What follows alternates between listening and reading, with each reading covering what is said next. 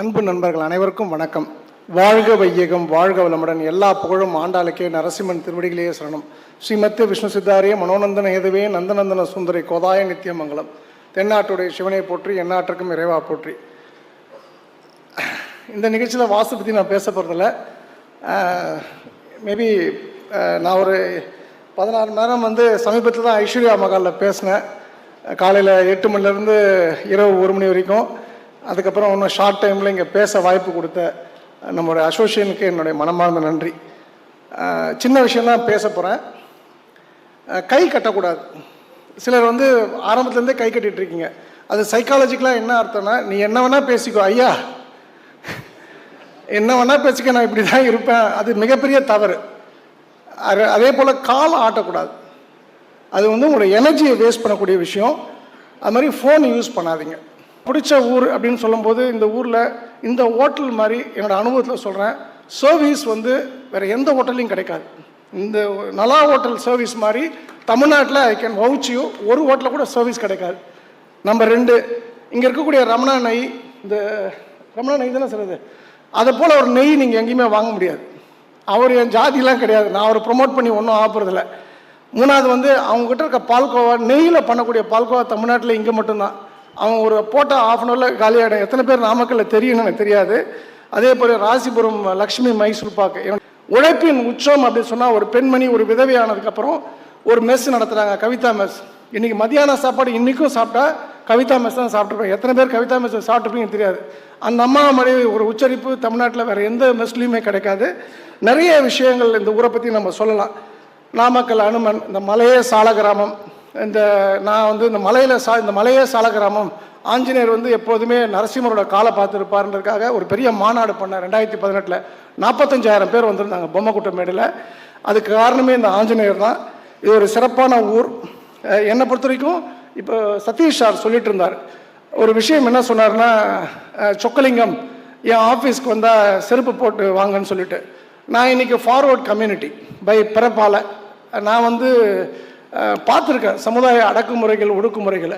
அப்போ ஒரு ஆஃபீஸ்க்கு வர செருப்பு கேட்டுட்டு வரதே ஒரு தீண்டாமை. நான் செருப்பு ஏன் போட்டுட்டு ஆஃபீஸ்க்கு வர சொல்லணும்னா, இங்கே எல்லாரும் முன்னுன்றதுக்காக தான். நான் ஏன் செருப்பை காட்டி விட்டுருப்பேன்னா, அந்த காலை தூக்கி ஒரு சேர் மேலே உட்காந்துருப்பேன், செருப்போடு வைக்க முடியாதுங்க, செருப்பை காட்டி வச்சுருப்பேன்.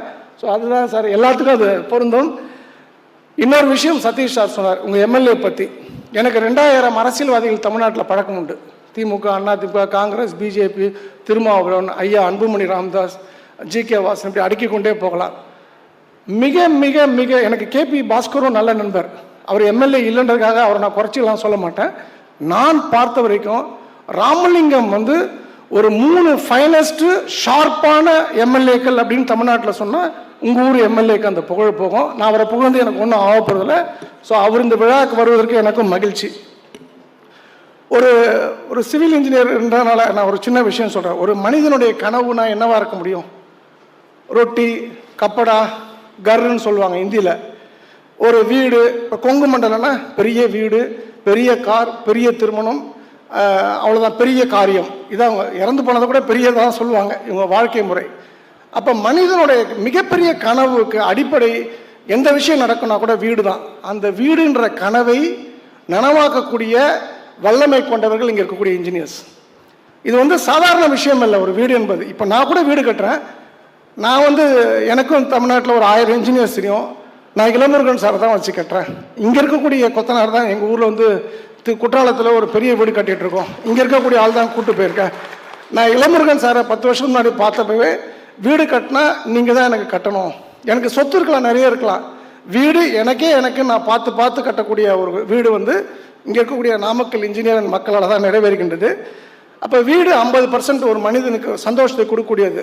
எங்கே போனாலும் அமெரிக்கா, ஜப்பான் போனால் நம்ம வீட்டில் தயிர் சாதம் சாப்பிட்டு தூங்கினா அது ஒரு சந்தோஷம். மிச்சம் 50% எது கொடுக்குன்னா, ஒரு மனிதனுக்கு ட்ராவல் கொடுக்கும்.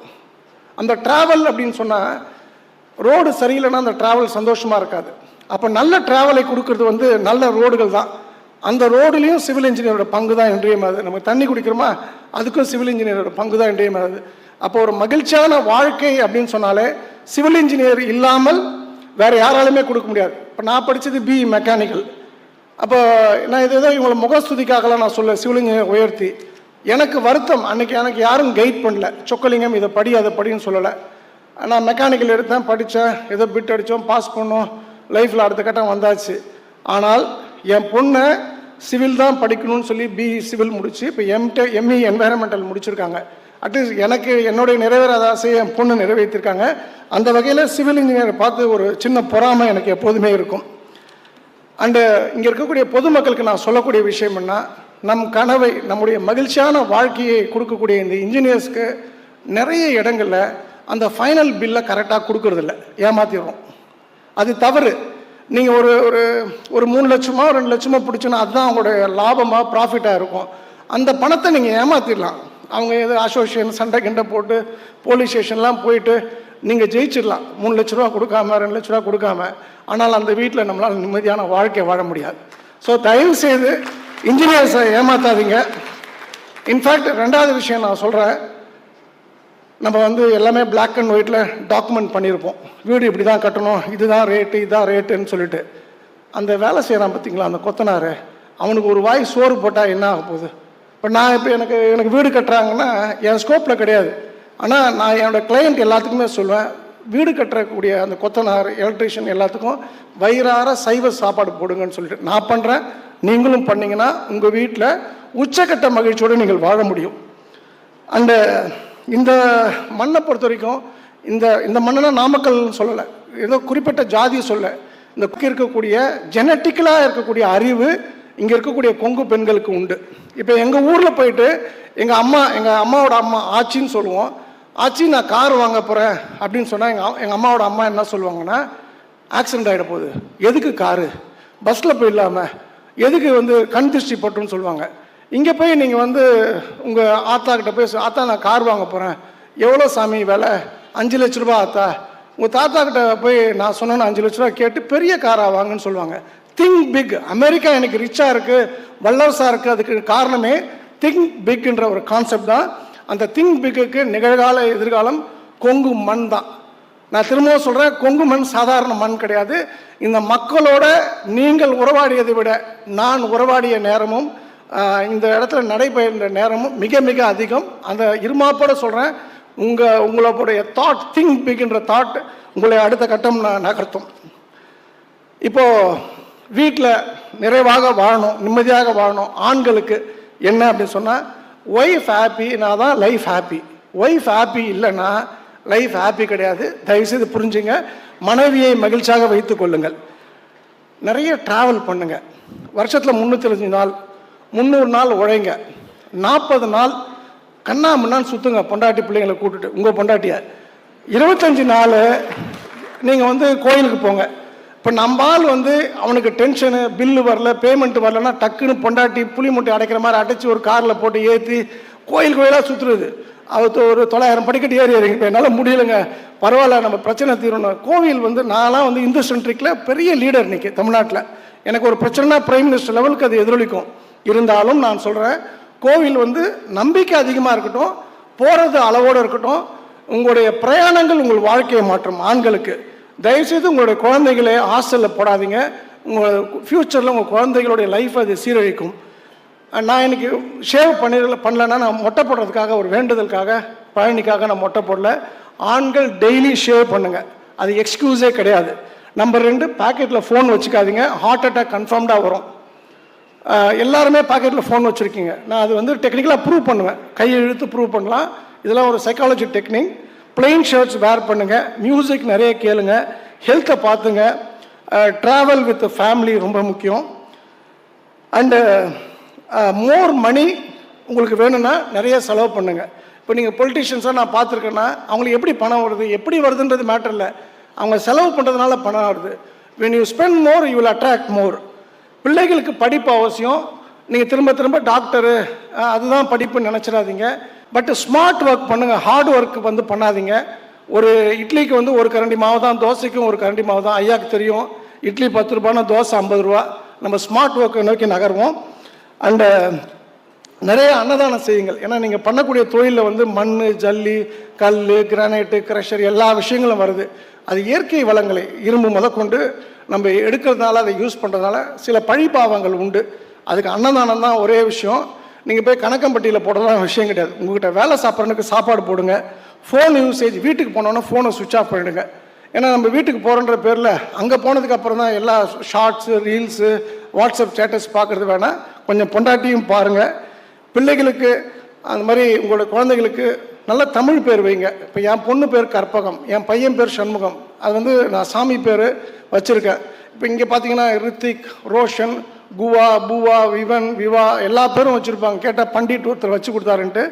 அது சாமி பேரோ தாத்தா பேரோ பாட்டி பேரோ தமிழ் பேர் வைங்க. அக்கா தங்க அண்ணன் தம்பினா சொத்து பிரச்சனை விட்டு கொடுத்து போயிடுங்க. இந்த பெண்கள் குழந்தைகளுக்கு நான் சொல்ல வேண்டிய விஷயம், பெண்கள் டிவி வந்து உடைச்சிருங்க. ஏன்னா டிவி ட்ராமா வந்து உங்களை ரொம்ப ரொம்ப சங்கடப்படுத்தும். நீங்கள் லைஃப்பில் ரோல்ஸ் ராய்ஸு லம்போகினி கார்லாம் வாங்கணும்னு ஆசைப்பட்டீங்கன்னா நல்லா யோசிச்சு பாருங்கள். அந்த கார் விற்கிற யாருமே டிவியில் அட்வர்டைஸ்மெண்ட் கொடுக்க மாட்டான். ஏன்னா அவனுக்கு தெரியும் டிவி பார்க்குற எவனும் நம்ம கார் வாங்க முடியாதுன்ட்டு.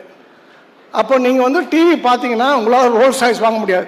சரி, நான் வந்து ஃபஸ்ட்டு ஒரு சைக்கிளு, பைக்கு, வேகனாரு, இப்போ ஒரு 50 லட்ச ரூபா காருக்கு வந்திருக்கேன், என்னால் 5 கோடி ரூபா காரு இப்போ நினச்சா கூட வாங்க முடியும்னா நான் டிவி பார்ப்பதில்லை. பெண்கள் குறிப்பாக டிவி பார்க்காதீங்க. பார்க்குற பட்சத்தில் ட்ராமா பார்க்காதீங்க. உங்களுக்கு எல்லாத்துக்குமே ஒரு சுய விலாசம் தேவை. அதை நோக்கி போகுவோம். 24 செகண்டில் ஒரு கிலோ மாவு நமக்கு கிடைக்கும். மிஷின் இருக்குது இன்றைக்கி திருப்பூரில். அப்போது நீங்கள் வந்து ராமசாமியோட பொண்டாட்டி, குப்புசாமியோட பொண்டாட்டின்னு இல்லாமல் உங்களுடைய கணவர் ராமசாமி, உங்களுடைய கணவர் முருகேசன், உங்களுடைய கணவர் சுப்பிரமணியன் பேர் வாங்குற அளவுக்கு உங்களுக்கான சுய விலாசத்தை கண்டுபிடிங்கள். பெண்கள் தயவுசெய்து வைரம் அணியுங்கள். ஒரு பணக்காரத்தனத்தின் உச்சக்கட்டம் அப்படின்னு நீங்கள் சொன்னீங்கன்னா, ஒரு பெண்ணை பொறுத்த வரைக்கும் வைரம் தான் உச்சக்கட்டம், பிளாட்டினம்லாம் கிடையாது. நம்பர் 2 ஒரு 5 ஸ்டார் ஹோட்டலில் தங்குறது, நம்பர் 3 ஒரு ஃப்ளைட் ஜேர்னி. இப்போ இந்த 3மே நீங்கள் பண்ணிட்டீங்கன்னா அதுக்கப்புறம் உங்களுடைய எண்ணங்கள் எல்லாமே இன்னும் வைரம் வாங்கணும், ஃப்ளைட்டில் போகணும், இன்னும் 5 ஸ்டார் ஹோட்டலில் தங்குன்ற எண்ணம் வரும். அப்போ அந்த எண்ணம் உங்களுக்கு பணத்தை கொண்டு வந்து கொடுக்கும். நிறைய பூ வைங்க. அப்புறம் எடுத்ததுக்கெல்லாம் ஜோசியக்காரனை போய் பார்க்காதீங்க. டெய்லி கோயிலுக்கு போகிற வேலையை விட்டுருங்க. இப்போ ஒரு வீட்டில் டெய்லி துர்கை அம்மனுக்கு விளக்கு போட போகிறாங்கன்னா அந்த வீட்டில் ஏதோ பிரச்சனை இருக்குன்னு அர்த்தம். புருஷன் பொண்டாட்டி உறவு சரியில்லைன்னு அர்த்தம். டெய்லி கோயிலுக்கு போகிற வேலை வச்சுக்காதீங்க. இங்கே எனக்கு தெரிஞ்ச வரைக்கும் சன் மில்க்குன்னு என் நண்பர் உண்டு. ஒரு சாதாரண கமாண்டோ ஜெயலலிதா அம்மாவுக்கு இருந்தார். திடீர்னு வேலையை ரிசைன் பண்ணார். இன்றைக்கி சன் மில்க் வந்து பெரிய மில்க் ப்ராடக்ட் ஆகிடுச்சு. அது காரணம் அவங்க பொண்டாட்டி. அப்போ பெண் வந்து சாதாரண, நாங்கள் இங்கே இருக்கக்கூடிய 100 வெற்றியாளர்கள் பற்றி பேசினா என்னால் பேச முடியும். Sun milk Sekar one of the classic example. பெண்கள் இங்கிலீஷும் ஹிந்தியும் கட்டாயமாக கற்றுக்குங்க. தண்ணீரை வேஸ்ட் பண்ணாதீங்க. ரேஷன் கார்டு இருந்ததுன்னா ப்ளீஸ் சரண்டர் பண்ணிடுங்க. எனக்கு பொருள் வேணாம், ரேஷன் அரிசி உபயோகிக்காதீர்கள், அது ஏழைகளுக்கானது. நீங்கள் பணக்காரனாக வாழணும், பணக்காரனாக இருக்கணும், பணக்காரனாகவே உங்கள் வாழ்க்கையை அடுத்த கட்டம் நகரும்னு ஆசைப்பட்டீங்கன்னா ரேஷன் கார்டில் பொருட்கள் வேண்டாம். எந்த 1000 ரூபாய் எடப்பாடியோ ஸ்டாலின் சாரோ எந்த 2000, 3000, 5000 எது கொடுத்தாலும் வேணாம், முதல்ல எழுதி கொடுங்க.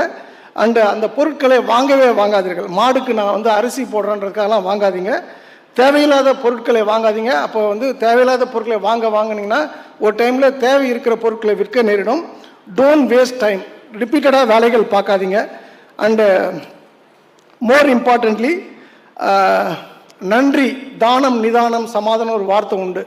நன்றி தான் ஒரு மனிதனுடைய வெற்றிக்கான அடிப்படை. எப்போதுமே நன்றியோடு இருங்கள். நன்றி என்ற ஒரு உணர்வு இருந்ததுன்னா நம்ம லைஃப்பில் நம்மளை யாருமே ஜெயிக்க முடியாது. உதவி பண்ணுங்கள். நீடி பீப்புளுக்கு படிப்புக்கு ஹெல்ப் பண்ணுங்கள், மேரேஜுக்கு ஹெல்ப் பண்ணுங்கள். மன்னிச்சிருக்க யார்ட்டையும் இந்த கிரட்ஜ் வேண்டாம், வன்மம் வேண்டாம், சண்டை போடாதீங்க. நான் ஒரு நாய் நம்மளை வந்து பார்த்து குறைக்குதான், நம்மளை நாயை குறைச்சிட்டு இருந்தோம், நம்ம போகிற டெஸ்டினேஷனுக்கான டைம் அதிகமாகிடும், நம்ம போய் இலக்கை அடைய முடியாது. ஸோ நாய் அதோட வேலையை பார்க்குது. நம்ம சிங்கம் வந்து குரங்கு மாதிரி குட்டிக்கரணம் போட்டு தான் பாஸ்ன்னு இருக்குன்னு, அது குரங்கு தான் வந்து குட்டிக்கரணம் போட்டு குரங்குன்னு சொல்லணும். சிங்கம் நடந்தாலே சிங்கம் தெரியும். நம்ம சிங்கம்ன்றதை நீங்கள் புரிஞ்சுங்க. புறம் பேசாதீர்கள். மிகப்பெரிய தவறான ஒரு விஷயம் ஒரு மனிதர்களுக்கு இருக்கக்கூடியதில் மிக மிக மோசமான விளைவை கொடுக்கக்கூடியது எதுன்னா புறம் பேசுவது. இவன் சரியில்லை, இவன் சரியில்லை, அவன் இவனை வச்சிருக்கான், இவன் அவனை வச்சிருக்கான்ற வார்த்தைகள் வந்து மிக தவறானது. நீங்கள் புறம் பேச பேச நீங்கள் வாழ்க்கையில் வேஸ்ட் லேண்ட் ஆகிடுவீங்க. அது தமிழ் அர்த்தம் உங்களுக்கு தெரியும் நினைக்கிறேன். பொறாமப்படாதீங்க. அடுத்தவரை பார்த்து பொறாமப்படாத ஒரே விஷயம், அவன் செத்துட்டானே நம்ம யாரும் பொறாமப்பட மாட்டோம். ஆனால் அப்துல் கலாம் ஐயா அவர்கள் இறந்தபோது மரணம் செத்தால் இந்த ஆளை போல சாவணும் என்று பொறாமைப்பட வைத்த ஒரு மரணம் வந்து அப்துல் கலாம் வாழ்ந்தது. அதுபோல ஒரு வாழ்க்கையை நீங்கள் அனைவரும் வாழ வேண்டும் அப்படின்னு சொன்னால் பொறாமை இல்லாமல் வாழுங்கள், புறம் பேசாமல் வாழுங்கள். பணம் கொடுக்கல் வாங்கல் கொஞ்சம் கேர்ஃபுல்லாக இருந்துங்க. என்னை பொறுத்த வரைக்கும் நான் பங்க்சுவாலிட்டி அப்படின்னு சொன்னால், நான் ஒரு 9 மணிக்கு ஒரு இடத்துல இருக்கிறேன்னு சொன்னால் நான் இருப்பேன். இல்லைன்னா ஒன்று டைம் பீஸ் தப்பு, இல்லைன்னா பொய் சொல்லணும், இல்லைன்னா நான் செத்து போயிருப்பேன். நீங்கள் வந்து 9 மணி இனிமேல் நீங்கள் ஞாபகம் வச்சுங்க, வாழ்க்கையில் பெரிய லெவலில் ஜெயிக்கணும், மிகப்பெரிய கோடீஸ்வரனாக வாழணும்னா பங்க்சுவாலிட்டின்ற ஒரு விஷயத்தை நோக்கி நீங்கள் நகர்ந்தாக வேண்டும். ஸ்மைல் அப்படின்னு சொல்லுவாங்க, சிரிக்க பழங்கள். நமக்கும் மிருகத்திற்குள்ள மிகப்பெரிய வேறுபாடு சிரிப்பு தான். ஸ்மைலோட அர்த்தம் என்னென்னா see miracle in life every day. உங்கள் வாழ்க்கையில் அதிசயங்களை நீங்கள் பார்க்கணும், உங்கள் லைஃப்பில் வந்து அதிசயங்கள் நடக்கணும்னு ஆசைப்பட்டீங்கன்னா சிரிக்க பழகும். கமிட்மெண்ட், கொடுத்த வார்த்தையை காப்பாற்றுங்க. கமிட்மெண்ட்டு வந்து ஹானர் பண்ணிட்டீங்கன்னா இந்த பிரபஞ்சம் உங்களுக்கான எல்லா உதவிகளையும் கொடுக்கும். புத்திசாலித்தனமான உழைப்பை பண்ணுங்க. பயம் கூடாது. ஃபியர்னு சொல்லுவாங்க ஆங்கிலத்தில் பயத்தை. ஃபியர்னா face everything and rise, இல்லைனா forget everything and run. ஒரு விஷயத்தை பார்த்து பயந்து ஓடிடலாம், இல்லை ஒரு விஷயத்தை பார்த்து நின்று ஜெயிக்கிறது. ஸோ பயம் இல்லாத ஒரு வாழ்க்கை. ஒப்பிடு, அடுத்தவங்களோட நீங்கள் கம்ப்ளைண்ட் பண்ணாதீங்க. இதுக்கப்புறம் நிறைய விஷயங்கள் இருக்குது. உங்கள் லைஃப்பில் உங்களுக்கு ஏதாவது நடக்கணும், இந்த மீட்டிங் விட்டு நீங்கள் வெளில போகிறீங்கன்னா, இப்போ நான் ஒரு கேள்வி கேட்பேன், காந்தி என்றால் உங்களுக்கு என்ன ஞாபகம் வரும்? உங்களுக்கு யாருக்கு என்ன ஞாபகம் வரும்? காந்தி என்றால் என்ன ஞாபகம் வரும்? காந்தி என்றால் என்ன ஞாபகம் வரும்? கண்ணாடி குச்சி தான் ஞாபகம் வரும் சார். இப்போ இங்கே ஐயா, உங்கள் வீடுன்னா உங்களுக்கு என்ன ஞாபகம் வரும்? மகேந்திரன் சார், உங்களுக்கு என்ன ஞாபகம் வரும்? நல்லா புரிஞ்சுங்க. ஒரு மனிதனுக்கு வீடு என்ற உடனே 219 முதல் சந்து, விவேகானந்தபுரம் குறுக்கு, சிலைக்கு பின்னாடி இதெல்லாம் வராது சார். வீடோட அமைப்பு, வீட்டில் கூடிய ஆள்களை பற்றி தான் ஞாபகம் வரும். நம்ம மூளைக்கு நம்பர்ஸ் தெரியாது, நம்ம மூளைக்கு இமேஜஸ் தான் தெரியும். உங்கள் வாழ்க்கையில் எதுவாக ஆக விருப்பப்படுகிறீர்களோ, எதாக ஆகணும்னு ஆசைப்படுறீங்களோ அதை இமேஜாக வரைஞ்சி அதை பார்க்க பழகுங்கள். நீங்கள் எதிர்பார்க்குற நல்ல விஷயங்களை அந்த படங்கள் உங்களுக்கு கொடுக்கும். இது சத்தியமான உண்மை. நிறைவாக கடைசியாக ஒரு விஷயம் சொல்கிறேன். நம்முடைய பொருளாதாரம், உலக பொருளாதாரம் எதில் நடக்குது? யாருக்கு விவரம் தெரியும்? இதுக்கு பின்னாடி வந்து கிரேட் பிரமிட் இருக்கும். நம்ம காமாட்சி அம்மனுக்கும் இதுக்கும் ஒரு தொடர்பு இருக்குது. இதை நான் இங்கே சொல்ல விரும்பலை. ஏன் சொல்கிறேன்னா, ஒரு சாதாரண ரூபா நோட்டை கூட அமெரிக்கர்கள் 183 ரகசியங்களுடன் வந்து வடிவமைச்சிருக்காங்க. நாமும் அமெரிக்கர்களை பீட் பண்ணணும் அப்படின்னு சொன்னால், நாமும் அந்த நிலையை அடையணும்னு சொன்னால், பணம் சம்பாதிப்பதை தவிர நமக்கு வேறு ஆப்ஷனே கிடையாது. நீங்கள் வந்து பணம் சம்பாதிக்கிறது என்கிட்ட இருக்குது, எங்கள் அப்பா வச்சுருக்காருன்னு சொல்லாதீங்க. பணம் சம்பாதிச்சு இல்லாதவங்களுக்கு கொடுங்க. நம்ம எல்லாருமே ஒரு நிலை, ஒரு இடத்துக்கு வரும்போது நாமும் அமெரிக்கர்களை பீட் பண்ணலாம். நம்ம இன்றைக்கி வந்து அமெரிக்கான்ற ஒரு பொருளாதாரத்தில் வந்து 7% இந்தியர்களுடைய அந்த கட்டமைப்புக்கு 7% இந்தியர்களுடைய பங்களிப்பு இன்றைக்கும் இருந்து கொண்டிருக்கின்றது. இந்த என்னை பொறுத்த வரைக்கும் உங்கள் வாழ்க்கையில் பணம்ன்ற ஒரு விஷயத்தை பொறுத்த வரைக்கும் கூடுமான வரைக்கும் எல்லாருமே $1 எப்பவுமே பர்ஸில் வச்சுங்க. சிகப்பு துணியில் பணம் சுற்றி வச்சுங்க. வெள்ளிக்கிழமை செவ்வாய்க்கிழமை பணம் கொடுக்கக்கூடாதெல்லாம் கிடையாது. எவ்வளோ கொடுக்குறீங்களோ அவ்வளோ உங்களுக்கு பணம் கிடைக்கும்.